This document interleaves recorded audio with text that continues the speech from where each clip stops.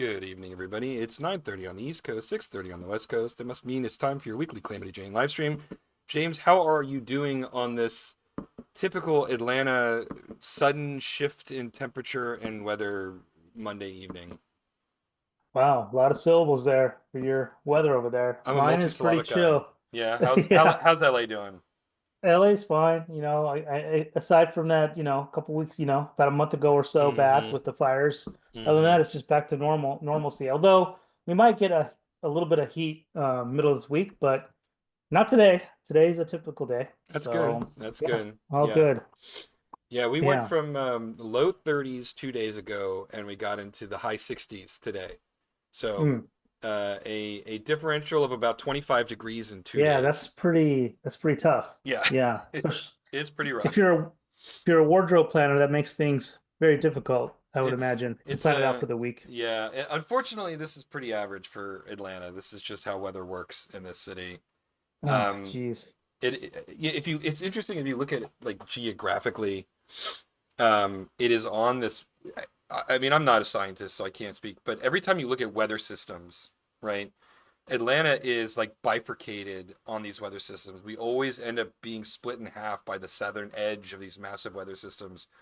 Like one of the snowstorms we had a month or so ago, it was like nothing but white north of the city and then rain on the southern side of the city. But then the week before that, there was a different storm system and it was nothing but white on the southern part of the city and nothing but rain on the northern part of the city. So it's like Atlanta seems to be on this weird dividing line of weather. Wow. Um, so it means that the city tends to have these massive fluctuations in temperature and Hmm. whatnot. So, Hmm. but anyway, the old man weather conversations notwithstanding, what are we working on tonight? Yeah, let's fluctuate over to talking Well about done. a normal fluctuation of which is Brilliant we just do a transition. stream. You should be We a do a late night stream talk and we show talk host. about yeah. Yeah, that's a no, Conan's got oh, we can talk about talk shows. Conan's got it dialed in for Oh me, yeah. in my Oh yeah, opinion. yeah. But that's a whole thing. Absolute genius. Well, let me Comedy hero.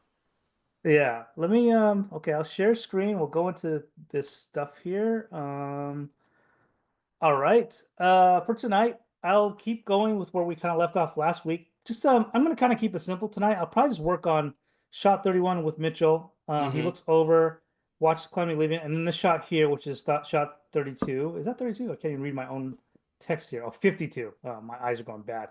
Anyway, 52 and 51 are what I'll be working on tonight, and I'll be grabbing assets from our asset library. I haven't really been building up our Mitchell library that much, but I should because we've been kind of busy with a lot of Mitchell stuff. So I'll be Mm-hmm. starting to add stuff to our library here too.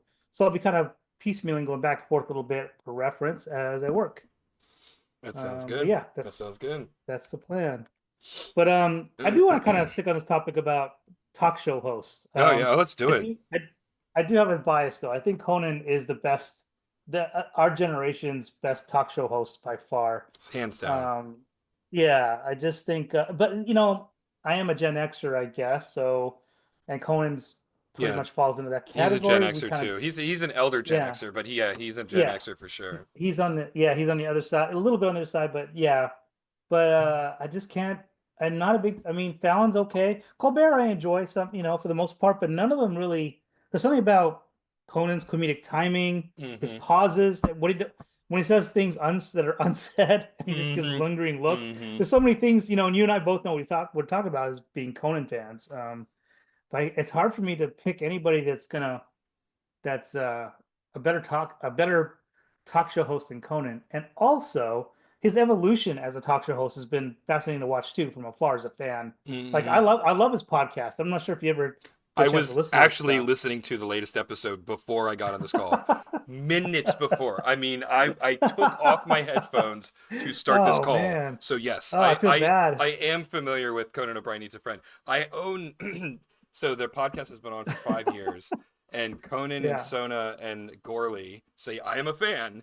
Yes, Um, so clearly you are. Yeah. they did an LP actually of Uh-huh. just them like shooting the shit for an hour, and it's just Yeah. like it's totally random, it's completely nonsensical, and it's hysterical because it's basically every episode they just shoot the breeze for a while, Yeah. and Hmm. and before they finally get into the interview, and it's basically just an entire record of the opening of one episode of their show, and it's hysterical. I've listened to it twice already, actually. Yeah. So yes, I Yeah. am a fan of Conan's talk show or his podcast. Yeah, and I think that this evolution of where Conan's at now, it's arguable. I don't know. It doesn't really matter, but like I remember early Conan when he was late night with Conan O'Brien. I loved that Mm-hmm. iteration of him when he was young and he first started out, and he had casual Fridays and he wore like jean shirts or Mm-hmm. jeans and stuff like that. And then his brief stint on the Tonight Show, which was Mm. just tragic because Leno took it back over, all He's that a stuff. permanent villain to all Gen Xers and Gen X Yes, cuspers he like is. me. Yeah, yeah, he is a permanent villain. He's in the villains rose Mm-hmm. gallery. And what's funny is he seems like an actual nice kind of everyman kind of I don't guy, care. at least in Don't interviews. don't stop. I know, Don't I defend know, him. I know. Yeah, I'm sorry, it's blasphemous to say that, but I actually don't hate the guy. I just No, hate what he did to Conan, yeah, it was a garbage move, and it sucks. And I mean, I think the only justice is that history has proved that Conan is far more talented than Jay Leno, Yeah. because his Leno's revival talk show Oh, it lasted for didn't about last. 10 minutes, right? Yeah, And yeah. and when Fallon took over after Conan was fired, like it's the best. I mean, it's the highest rated late night show, but the numbers that he does are through the floor. I mean, like no one actually watches it if you're younger than about 55. You know what I'm saying? Yeah, yeah. Um, like Fallon is safe. He is Yep. Yeah. uncontroversial. He's like you're tripping on acid and you just want some nice fuzzy carpet to lay on. You don't want to be challenged by anything. Hmm. But Hmm. he's mediocre at best by design, by absolute design. I mean But and that's intentional. yeah, and that's what Leno was too. He was safe Mm-hmm. too. Always softball questions to, Mm-hmm. nothing ever. And it's funny, like Conan, it feels like, I mean, as an interviewer, Conan's a much more interesting listen as an Mm-hmm. interviewer too. He asks good questions and he doesn't come across as like antagonistic or anything like that. He just has a Mm-hmm. natural way of interviewing that it's pretty rare for all these other talky people out Mm-hmm. there. Mm-hmm.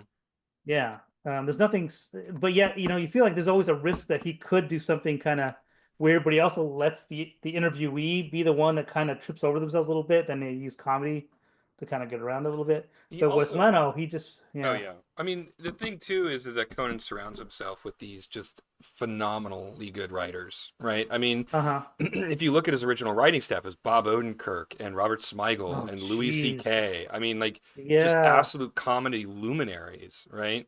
Yeah. And Yeah. it's just like when you've got that much talent in a room together and you stir it, it makes a hell of a, comedy stew. And and also, it was late enough that the network really wasn't paying attention to what they were doing. That's the other part that was great. Yeah. Yeah, and unlike the Dana Carvey show, which was doing the same kind of thing, no one was paying attention to this. Like there was so much expectation for the Dana Carvey show, right? Hmm. And so it's not too surprising that when he walked away from his safer image from SNL and started doing more edgy, absurdist comedy in his show, and people were like, What is this? What is going on?" They had the Um, expectation yeah, from Saturday Night Live, right? exactly. There Yeah. wasn't any expectation as far. No one knew. Conan was an absolute unknown, right? Um, Yeah. Yeah.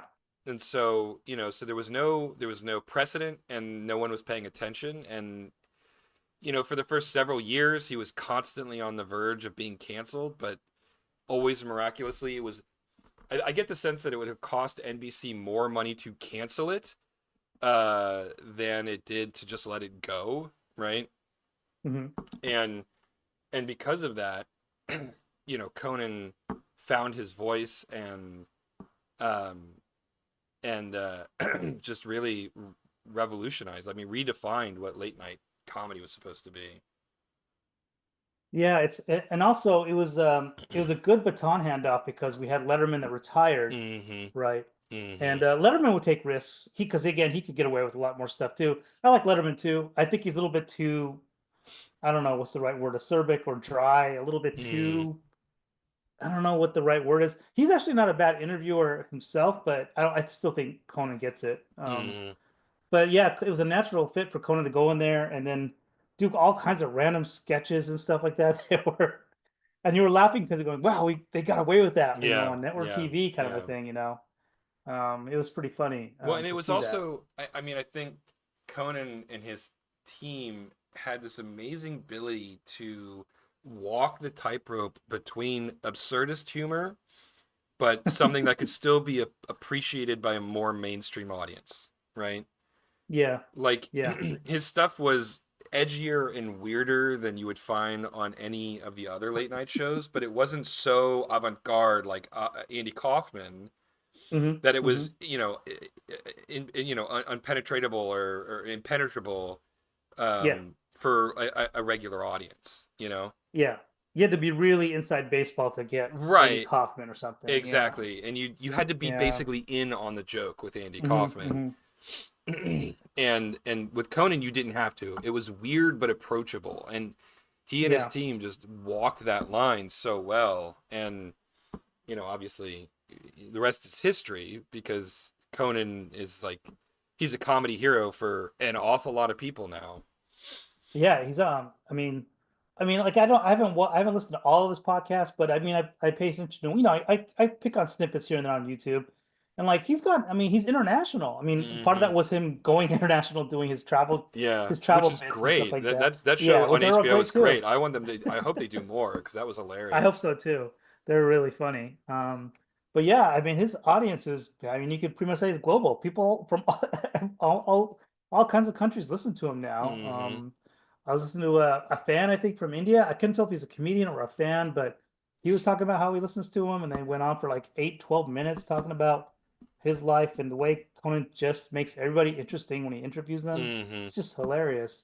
But also, what's funny is so even if you start with the beginning with post his late night and Tonight Show stuff, his Simpsons stuff, like anything he Hmm. touched, he had comedy gold all around him, just different aura. His area of effect, aura power is I haven't seen anybody like that, I since. mean, if you ask someone to name their favorite Simpsons episode, there's a very high probability they'd say the monorail episode.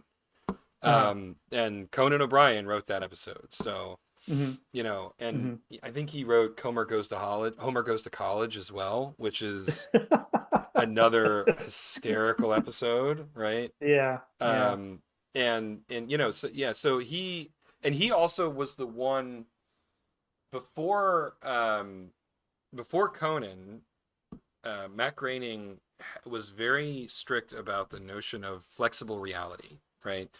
it, Okay. it was a cartoon, so you hmm didn't have to adhere to absolute reality, but everything that you did in the show had to be within the range of believability, right? hmm And hmm when Conan came along in season 4 and pitched the monorail episode, that was way beyond the realm of flexible reality. Like Springfield would never build a monorail. That's just not realistic, right? Uh-huh. And Yeah. Groening almost vetoed it. He came really close to saying, "No, we're not doing this." But Conan had so much support, and the script was so good. Groening ultimately allowed it to happen, and that hmm blew the doors wide open on getting really silly with the Simpsons. Like Conan was the one who Wow, fundamentally interesting. changed what the Simpsons could be. Wow, interesting. Hmm. Um, Just a side note, I don't know. I think you and I were both there when we were waiting in line to get a Wii, but didn't we see Graining in line or trying to buy a Wii? It was I, something. maybe it got so late in the night that I got Yeah, kind I of know. We were delirious towards delirious. the end, but Yeah, yeah, it wouldn't surprise me. I mean, yeah, like I'm certain there were plenty yeah, of celebrities in that vicinity grabbing a Wii that night. yeah. But you're right though. I mean, because I was hallucinating as well. It was like we Hmm. were there for like 11 hours. Yeah, 11 or 12 hours. Yeah, it was crazy.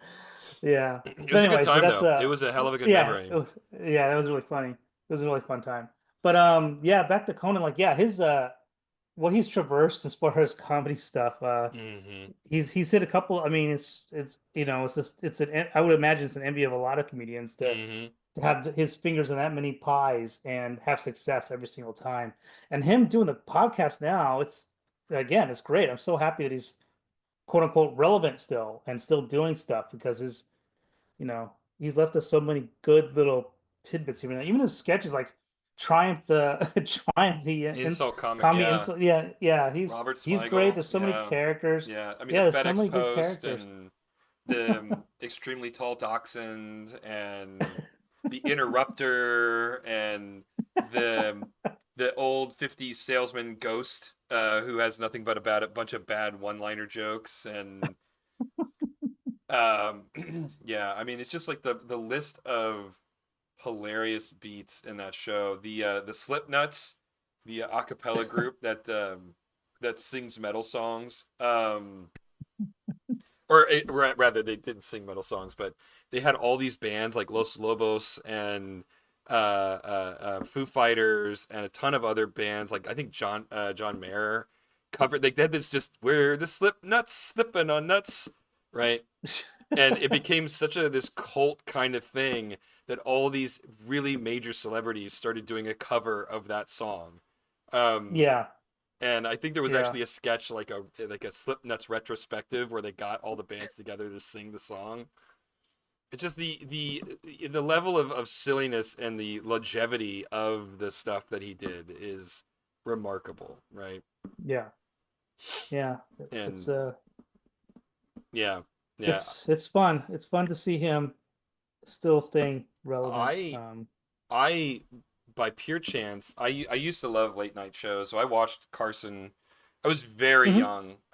It was Yeah, like same. Carson's last 1 or 2 years when I was Yeah. watching it. And then he was replaced by Leno, and I started watching Leno, and I'd watch Letterman. Um, and um, and then by pure chance, right after Letterman left NBC to go to CBS, and Conan came on and did his show. I Mhm. happened to be watching Carson, or not Carson, but this one was Leno, and Leno ended, and then this new Conan O'Brien show came on, and I saw Mhm. the first episode Yeah. completely randomly, Oh, and wow. Yeah. and I was immediately was like, "Whoa, this is different. This speaks to me. I understand this," you know. Yeah. Yeah. Um, and I had been a fan ever since. As a result, I remember like the next morning talking to my mom of like there's this show, oh my god, this show, it's so fucking hilarious. And yeah, it was good. It was a good memory. After he lost the Tonight Show and he did that legally not allowed to be on television tour where he went all over the country Yeah. and just basically Yeah. did an episode of his show minus the interviews. um it was that was really fun. I went and he because his wife is her family's in Seattle, so he actually goes up to Seattle pretty regularly. And I was living in Seattle at the time, and so I went to the show, and it was pretty great. It was Hmm. pretty great to see it. Yeah. Again, he would just the fact that he just took his show on the road and started Mm-hmm. just, because I think Mm-hmm. it's just in his blood to entertain. I thought Mm-hmm. that was awesome that he did that. And then they did the So documentary about him making his road show, and I saw that as well. Yeah. yeah. Um, as far as other talk show hosts, so my arguably my second favorite though is probably, and he's short-lived, but Craig Ferguson kind of started scratching that itch a little bit when he took Mm-hmm. over as well. But he didn't. I felt like he never had a good chance. He never had a chance, even less than Conan on the Tonight Show. Like it felt like, um, yeah, he didn't get enough publicity, or maybe he was just a little bit too far over to the Andy Kaufman side of comedy where people didn't really get it. I don't know. I mean, he had a skeleton as a host, the puppet skeleton as a host. Mm-hmm. I mean, he was pretty far out there. I don't know if you ever had a chance to watch his stuff, but I never I watched really a lot enjoyed of him. Craig Ferguson, but it's funny. I knew about him before he got the Tom Snyder Big slot. or uh-huh. He played Drew Carey's boss in the Drew Oh yeah. Carey show.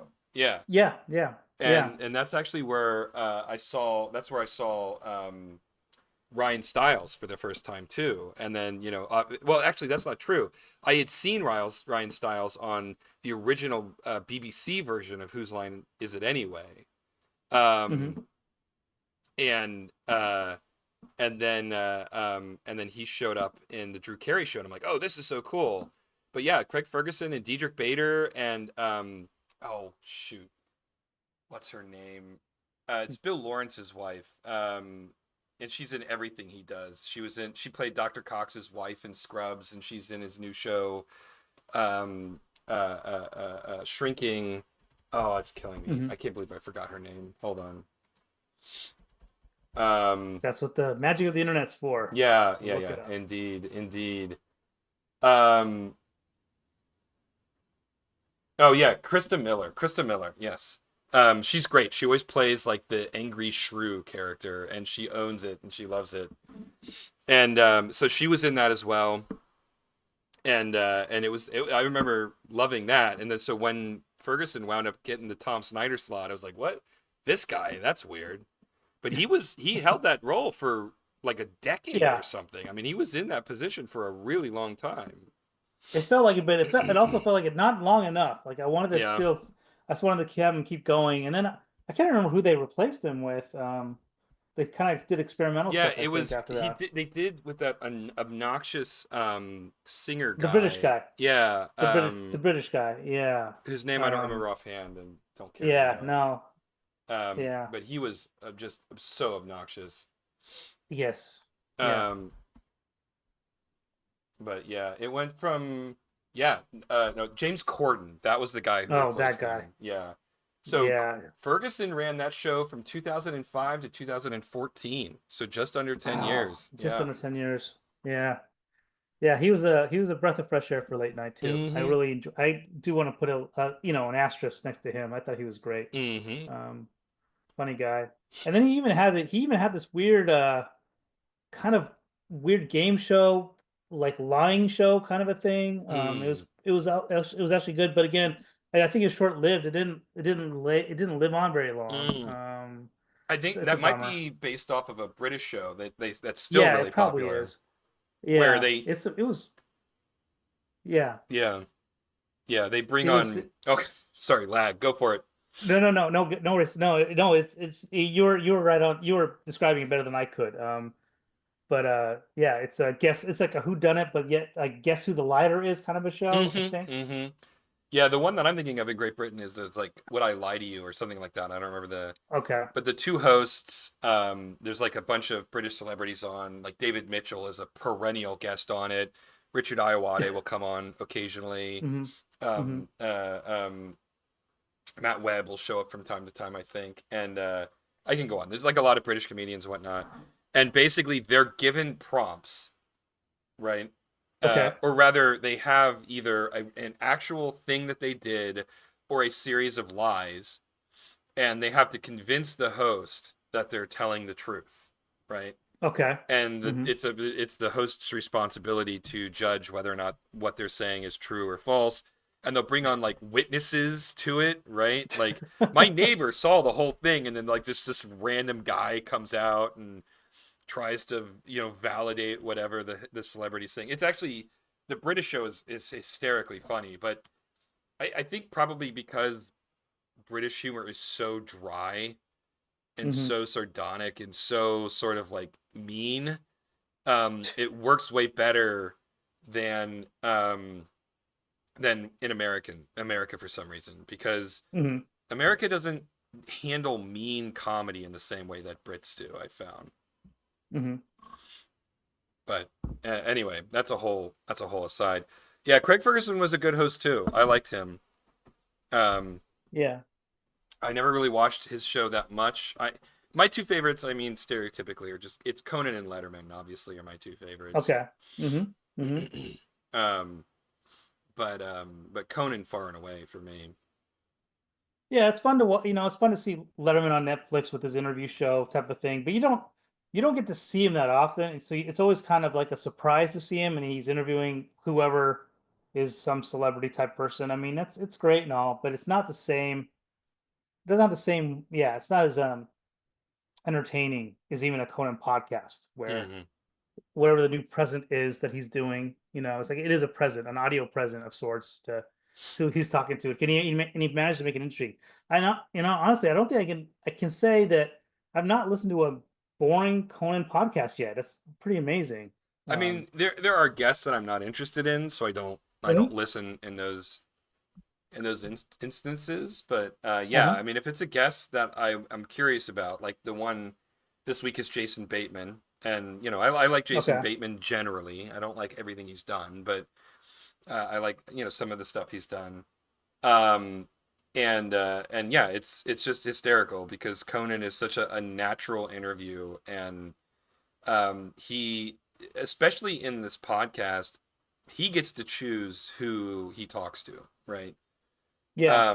Yeah. When he was doing the late night show, to a certain extent, the producers would say, "Hey, this so and so is Has a movie out. You has need a to movie interview out. this You have to guy. interview him." Yeah, Mhm. exactly. But Yeah. there's nothing, there's no requirements like that for his show, which is really Yeah. cool. Yeah. Um, yeah. I don't know. There was just an aside because I don't know how we kind of got on Conan, but uh, Yeah, yeah. we'd have to go back and listen to the tapes and to remember. Yeah. Um, but yeah, no, it's funny because you and I both, I think, grew up watching late night TV.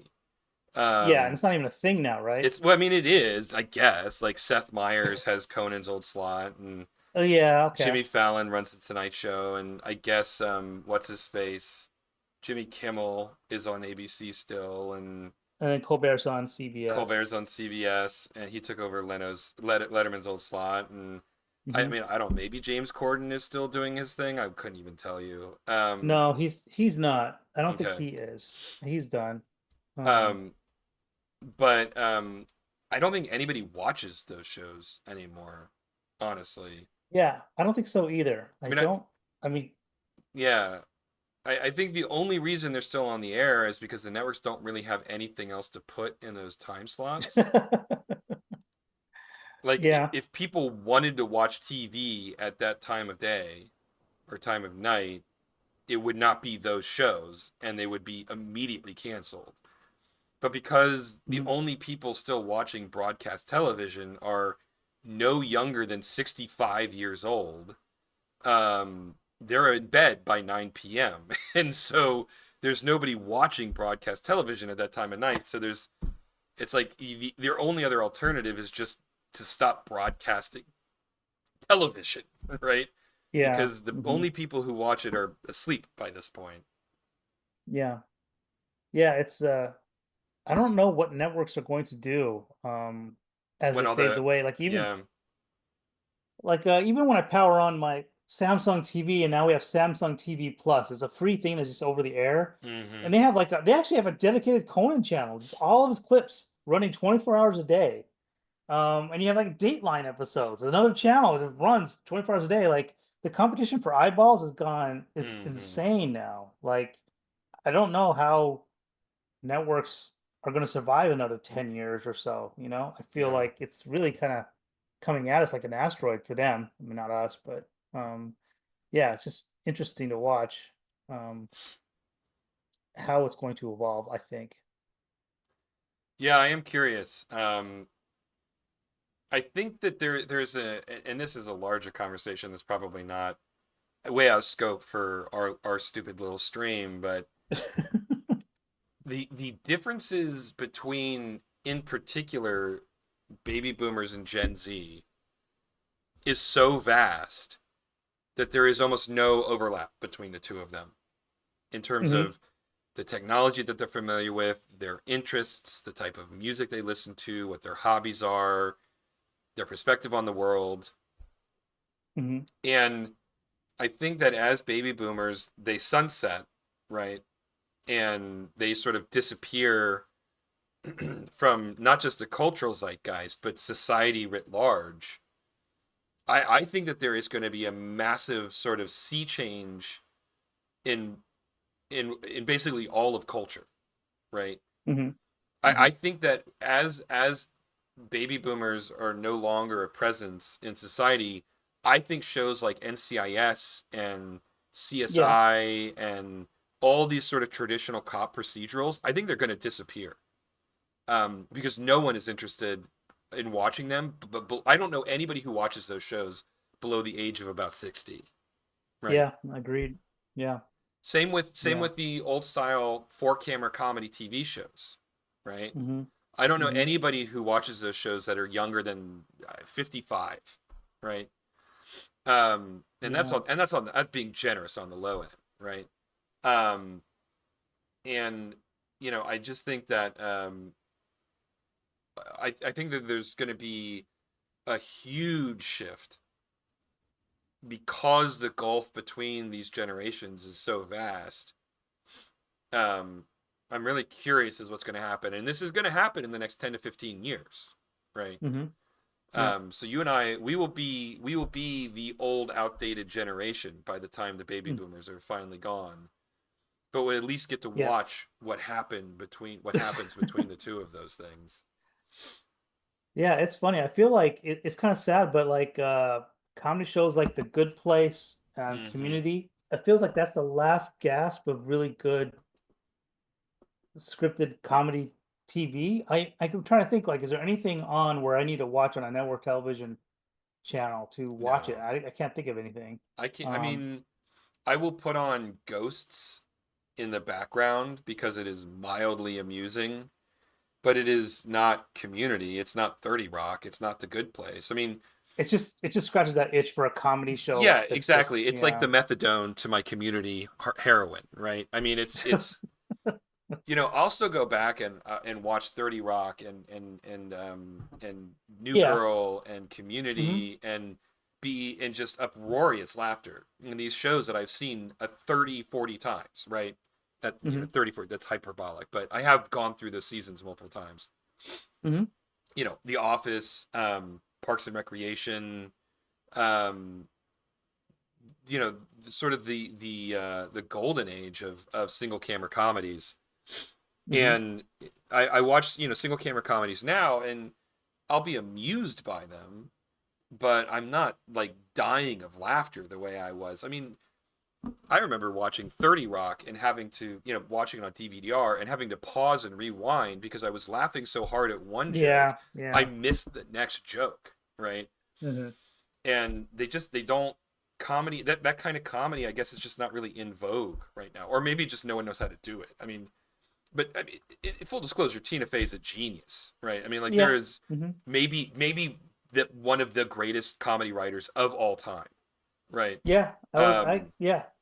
She's terrific. She's yeah. amazing. So there, she's sort of a like a once in a generation kind of talent. Yeah. Um, and so maybe it's just that there hasn't been that kind of new talent that is, you know, bubbled to the surface yet, right? So Yeah. Yeah. Yeah. It's I guess we'll see scenario for sure. yeah, we'll be alive just long enough to see the change. We won't be alive long enough to enjoy or dread it. I'm Yeah. not still not concerned, or confident in what the future holds for us. Um, for me, the jury's still out on what's going to happen next, but we will Yeah. definitely be alive to see it, whatever that may Hmm. be. Yeah.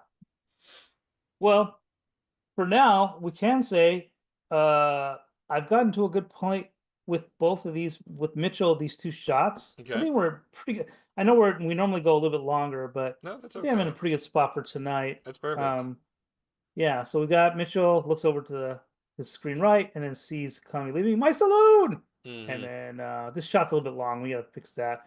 But then yeah, and then she takes off. I'm just playing through it just to see Mm-hmm. when's the Mm-hmm. next time Mitchell shows up. So there he It's such a is. great shot. Yeah. I love everybody. And Their then eyes he move and their bodies don't. It's such a classic. I love that. I love that. yeah. So this is gonna be Perfect. a fun shot to set up as well. A lot of these characters have evolved somewhat. Mm-hmm. So putting the Mm-hmm. final versions of these characters in here is gonna be fun to put in as Mm-hmm. well. Mm-hmm. But yeah, so Molly we're and in a pretty good spot for Wanda, Sally O'Flanagan. Yes, is that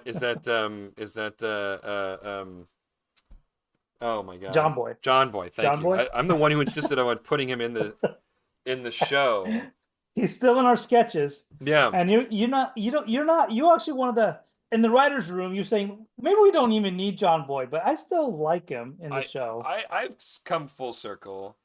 I mean, Okay, the part of the gag is these portals and the yeah, characters that come through the portals, which is why it's such a weird spot. And my whole gimmick was that in some version of reality where the Waltons was reality, it wasn't a TV show.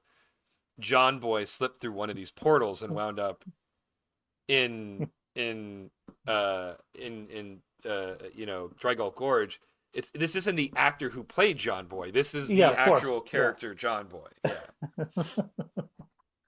yeah. So Whole other discussion. I think we did a John Boy stream years ago at we this did point. When years ago. Yeah. Very long time ago, but we did. Go back to the Yeah, archives, he's everybody. I mean, yeah. That was a struggle to design him that way because he's based in reality to yeah. do the actor and then kind of cartoonify him and put him in Calamity Jane universe. This was kind of tough. I'm still not happy with the design, but it's good enough for us to use For it. I now, can't. for now. Yeah. Yeah. So yeah. Anywho, but I yeah. mean, So we're in a yeah. pretty good spot for tonight. Yeah, But that's good. That's good. All right. Well, then we will call it there. Why don't y'all who are watching this head on over to calamityjane.rocks. That'll take you to our Patreon site. Please consider becoming a subscriber and helping us make this cartoon a reality. You can also find us on Facebook and YouTube, which presumably you already have because you're watching the stream. We also have an Instagram page, which is currently just being used to give you links to our latest streams, but one day we'll figure out something to do with it. Anyway, thanks for tuning in, everybody. We'll be back next week. Same Calamity time, same Calamity channel. Stay safe out there. Good night.